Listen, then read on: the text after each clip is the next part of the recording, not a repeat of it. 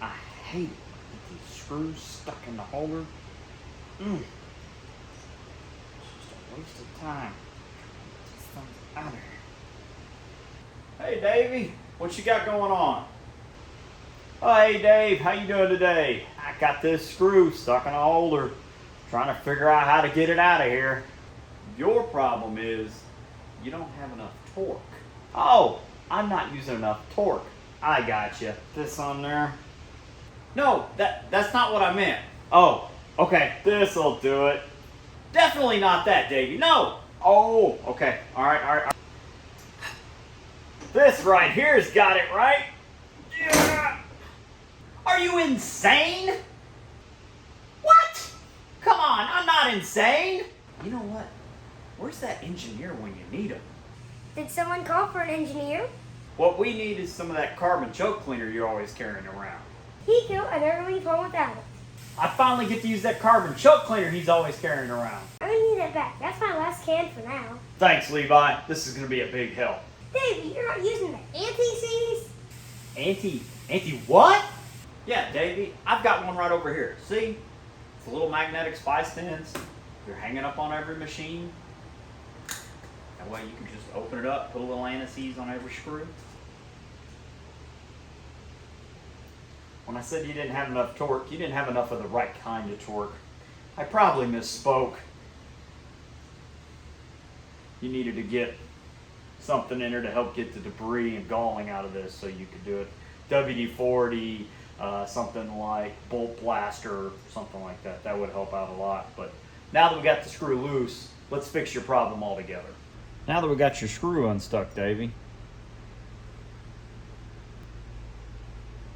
it's important to remember, Davey, that a little dab is all you need. If you get too much on here, it's actually going to promote accumulating debris and things like that in the threads. You want just a little bit, because if you get this too greasy and too gobbed up with anti-seize, it's not going to really get the results that you want. So you want just a little bit, a thin layer. And if you just take it and run it down that index and forefinger like that right there, you get just about the perfect amount. You start with a little dab, you work it all the way down in the threads like that. Then you're ready to reinstall in your holder. And then when you go to torque this, you're going to get a more even torque. It's going to help prevent the galling. It's going to help prevent those debris from getting down in there. The anti-seize helps prevent debris and material getting down into the threads, so it coats the entire helix of the thread.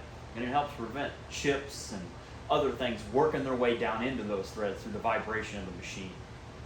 Another thing that it does, it helps prevent corrosion.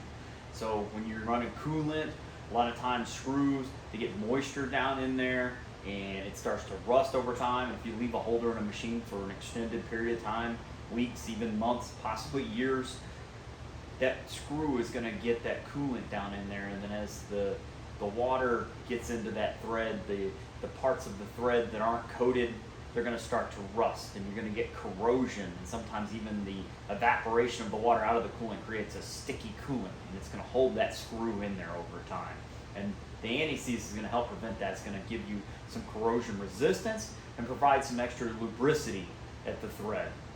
Another thing that it's going to do is help reduce that galling. When you over tighten a thread, the threads smash and press together, and they become gall, and they almost create like a friction weld, and it keeps that screw in there.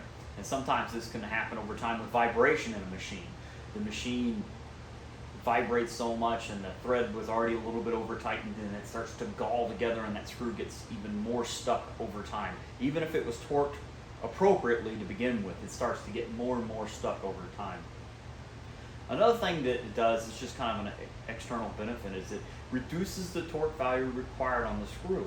You don't have to torque it as hard because the anti-seize helps prevent all these other issues, so you don't have to get it so tight to prevent it from backing out. You don't have to worry about, you get an even torque. When you go in and you torque, the screw gets consistent pressure all the way up and down the helix. Dave and Davey, what are you guys doing? Oh, boss man, you snuck up on me there. Hey, boss man. I just got Dave trying to explain to me how to put anti-seize on these screws so we don't keep getting them stuck. Davey, how many times have I told you to have no safety glasses on? Oh, I don't know, boss man. Probably 100 times, and you're probably going to have to tell me 100 more. I'm sorry. You guys get back to work. Well, Dave, I really appreciate all that you've done for me today, explaining me about the anti-seize, and I'll start paying more attention to those little spice tins on the machines, because apparently it's very important. It's going to save me a lot of time and labor. I'll see you later, Dave. We'll see you later, Davey. Have a good day. Try not to get all seized up. I'll see you later, Dave. Hopefully I can keep from getting all seized up today.